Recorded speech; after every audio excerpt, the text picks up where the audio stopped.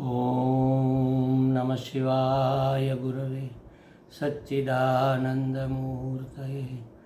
निष्प्रपंचाय शांताय निरालंबाय तेजसे। हरिओम प्रभु जी। आज के इस अध्यात्म परिषद में आप सबका स्वागत है। आज का प्रश्न भावनगर से विनोभाई मजीठिया जी का है। उन्होंने पूछा है कि उन्होंने पूछा है कि शरीर माने क्या,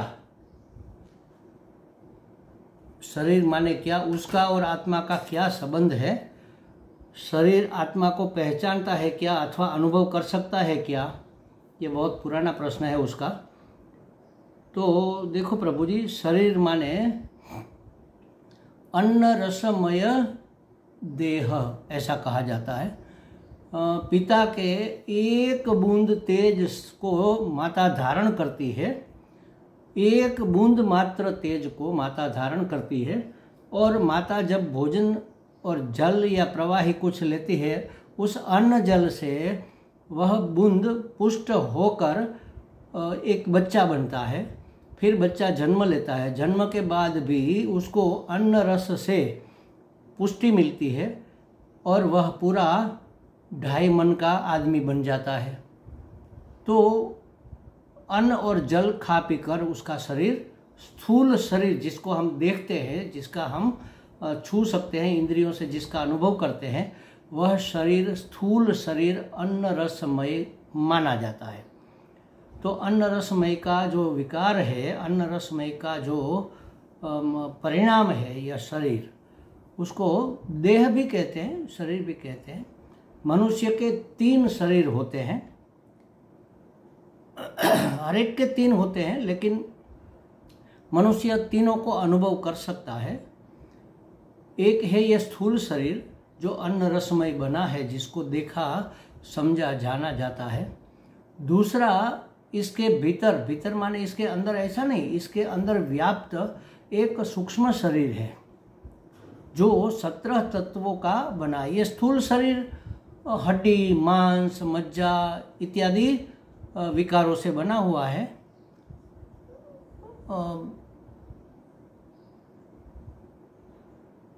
त्वचा, रोम, ये सब स्थूल शरीर में आते हैं, जबकि इसके भीतर व्याप्त एक सूक्ष्म शरीर माना जाता है जिसको लिंग शरीर भी कहते हैं। उसके 17 तत्व है, वो 17 तत्वों का बना है। तो उसमें है 5 ज्ञानेंद्रियां, 5 कर्मेंद्रियां। जो बाहर दिखता है ये हाथ, पांव, आँख इत्यादि, तो उसके गोलक है, इंद्रियां नहीं है, इंद्रियों के गोलक है। गोलक माने विंडो समझ लो, जहाँ से वही व्यवहार होता है। हम जाते हैं ना रेलवे स्टेशन पर टिकट लेने के लिए, तो वहाँ विंडो होती है, विंडो से सब व्यवहार होता है। अंदर बैठा टिकट देने वाला लेने वाला कोई अलग होता है, विंडो हमें टिकट नहीं देती। तो उसी प्रकार ये आँख, ये कान, ये विंडो है, ये गोलक है इंद्रियों के रहने के। इंद्रियां तो इसके भीतर व्याप्त सूक्ष्म है। तो 5 ज्ञानेंद्रियां, 5 कर्मेंद्रियां, 5 प्राण, ये 15 हो गए। और मन बुद्धि माने 17 तत्व का लिंग शरीर या सूक्ष्म शरीर माना जाता है। मन बुद्धि को कभी 4 भी कह देते हैं, मन बुद्धि चित्त अहंकार। तो 19 तत्वों का बना हुआ यह सूक्ष्म शरीर है। अब जब मृत्यु होती है तो यह सूक्ष्म शरीर को लेकर उदान वायु, हमारे अंदर 5 प्राण में से एक प्राण का नाम है उदान। उदान वायु इस सूक्ष्म शरीर के साथ इसके अनुभवों की पोटली लेकर, वासना की, कामनाओं की पोटली भी लेकर, क्योंकि इसके अंदर जो संस्कार पड़े हुए हैं ना, खाया पिया देखा, जो भी भोगा, जो भी समझा, जो भी माना, जो भी अनुभव किया, उन सब को लेकर जहाँ हमारी वासना होती है, जहाँ हमारे कर्मों का फल मिलना होता है, जहाँ हमारे ऋणानुबंध होते हैं, वहाँ पर यह सूक्ष्म शरीर फिर से माता के गर्भ में प्रवेश करता है। पिता के तेजो बिंदु के कारण, तेजो बिंदु के द्वारा माता के गर्भ में प्रवेश करता है और नया शरीर धारण करता है। वह शरीर कोई भी हो सकता है, मनुष्य का भी हो सकता है, पशु पक्षी कीट पतंग कोई भी हो सकता है। तो ये है सूक्ष्म शरीर। अब ये स्थूल शरीर और सूक्ष्म शरीर हमें क्यों धारण करने पड़ते हैं? बार बार पुनरपि जननम पुनरपि मरणम पुनरपि जननी जठरे शयनम, ऐसा कहा जाता है कि बार बार जन्मना मरना और माता के गर्भ में औंधे लटकना, तो ये शरीर हमें क्यों धारण करने पड़ते हैं? तो इसके पीछे कोई कारण होगा। जो कारण है उसका नाम है अज्ञान। तो अज्ञान को कारण शरीर कहते हैं। वह कोई शरीर नहीं है, लेकिन इन दो शरीरों का कारण होने से उसको कारण शरीर कहा जाता है। तो अज्ञान जब तक है, किसका अज्ञान? स्वस्वरूप का अज्ञान, अपना ही अज्ञान, मैं कौन हूँ, यह अगर हम वास्तविक रूप से नहीं जानेंगे, यथार्थ रूप में नहीं जानेंगे, तब तक हमें बार बार जन्म लेना पड़ेगा। कामनाएं रहेगी। अपने आप को ब्रह्म नहीं जानकर अपने आप को जीवात्मा जानते हैं, जीव मानते हैं, हमारे परिचिन्न मानते हैं, तो कामना रहेगी पूर्ण होने की। अपने आप को अपूर्ण, दुखी, पराधीन मानते हैं तो स्वतंत्र होने की, पूर्ण होने की कामना रहेगी, और कामना हमें बार बार जन्म लेने के लिए मजबूर करेगी। तो ये कारण शरीर तीसरा शरीर माना जाता है। वास्तव में वह शरीर नहीं है, इन दोनों शरीरों का कारण है। तो शरीर का एक शाब्दिक अर्थ संस्कृत में दिया गया है, शीर्यमाणम, जो क्षय होता है उसका नाम है शरीर। अब हमारा, आपका, पशु पक्षी का, कीट पतंग का शरीर तो है, लेकिन हरेक पदार्थ का शरीर है। पत्थर का भी शरीर है, पेड़ का भी शरीर है, एक कण का भी शरीर जो दिखता है, अनुभव में आता है, वह शरीर कोई भी हो, उसके 6 विकार होते हैं, 6 विकार उसमें होते हैं। जायते, अस्ति, वर्धते, विपरिणमते, अपक्षीयते और विनश्यते, ये 6 विकार इस स्थूल देह में होते रहते हैं। तो जायते, जन्म होता है। मानो कि एक घड़ा है, उसका भी एक डेट होगी कि इस तारीख को यह घड़ा बना, माने जन्म लिया घड़े ने। पत्थर भी कभी न कभी तो बना होगा, सीधा पत्थर पैदा नहीं होता। हम पढ़ते थे पहले तो अग्निकृत खड़क और जलकृत खड़क ऐसा आता था।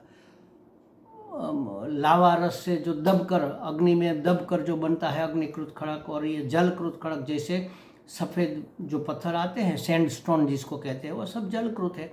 तो ये सब जन्म लेते हैं। मनुष्य भी जन्म लेता है, पशु पक्षी भी जन्म लेता है, उसको कहते हैं जायते। एक विकार हुआ, जन्म हुआ। जायते, अस्ति, और जन्म के बाद वह टिका, तुरंत नष्ट नहीं हो गया तो टिकना। जायते, अस्ति, वर्धते, उसकी वृद्धि हुई, माने 1 दिन, 2 दिन, 5 दिन, 15 दिन वह टिका रहा, तो ये उसकी उम्र हो गई, तो उसकी में वृद्धि हुई। मनुष्य की वृद्धि होती है, वृक्ष की वृद्धि होती है, पशु पक्षी प्राणी की शारीरिक वृद्धि भी होती है। और जो जड़ है उसका समय अवधि होती है, उसकी वृद्धि नहीं होती, उसकी समय अवधि होती है कि भाई ये 10 दिन से पड़ा हुआ है, ये 15 दिन पहले बना हुआ घड़ा है। तो अस्ति, जायते, वर्धते, विपरिणमते, परिणाम को प्राप्त होता है। जिसके लिए मनुष्य जन्म मिला, बच्चा है तो पुरुष बनेगा, बच्ची है तो स्त्री बनेगी, फिर बढ़ता ही थोड़े जाएगा। विपरिणमते के बाद अपक्षीयते, उसका क्षय होगा, धीरे धीरे धीरे धीरे उसमें क्षरण होगा, क्षय होगा, कमी आती जाएगी। बाल सफ़ेद हो गए, मुंह में से दांत गिरने लग गए, कमर में दर्द हो गया, आंखों से दिखना कम हो गया, ये सब कमियां होने लगती है, तो क्षरण होता है। तो अपक्षीयते, और फिर अंत में विनश्यति, इसका नाश हो जाता है। किसका नाश होता है? स्थूल शरीर का। सूक्ष्म शरीर का नाश जब ज्ञान होगा तब होगा। तब तक सूक्ष्म शरीर अपनी कामनाओं के अनुसार, कर्मों के अनुसार, ऋणानुबंध के अनुसार जन्म लेता रहेगा, आगे आगे घूमता रहेगा इस जन्म मृत्यु के चक्कर में। लेकिन जब ज्ञान हो जाएगा तो परम ज्ञानी को फिर जन्म लेना नहीं पड़ता। तो ये है आपके पूछे हुए प्रश्न का उत्तर कि शरीर माने क्या, उसका और आत्मा का क्या संबंध है। देखो, शरीर तो जड़ है, आत्मा ही है। आत्मा माने परम चैतन्य, चेतन ही है जो इस शरीर को चेतना प्रदान करता है। उसको सत्ता और स्फूर्ति, सत्ता माने उसका होनापन, स्फूर्ति माने उसका एक्टिवनेस, उसकी एक्टिवनेस चैतन्य के कारण है। जब सूक्ष्म शरीर इसमें से निकल जाता है तो वह चेतन नहीं रहता, जड़ हो जड़ है ही, ये शरीर जड़ है, ये प्रकाशता है चेतन के कारण, चेतन आत्मा है। तो आत्मा के कारण ही यह शरीर जिंदा है, आत्मा के कारण ये शरीर सब कुछ करता धरता है। ये जो बोल रहा है ये शरीर और आप सुन रहे हैं, तो ये स्थूल शरीर, ये जड़ शरीर नहीं बोल सकता। इसमें किसका सामर्थ्य है? आत्मा से लिया हुआ सामर्थ्य है। तो ये इस प्रकार से इस दोनों का संबंध माना जाता है। शरीर आत्मा को पहचानता है कि जड़ कैसे पहचानेगा? हम आँख से पूरा जगत देखते हैं, लेकिन अपनी आँख को कैसे देखेंगे? आँख से आँख को नहीं देखा जा सकता।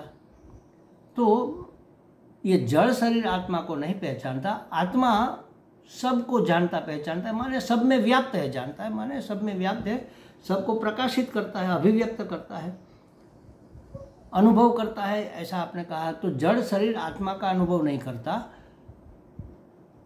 हम चेतन है, चेतन इस जड़ का अनुभव कर सकता है, जड़ चेतन का अनुभव नहीं कर सकता।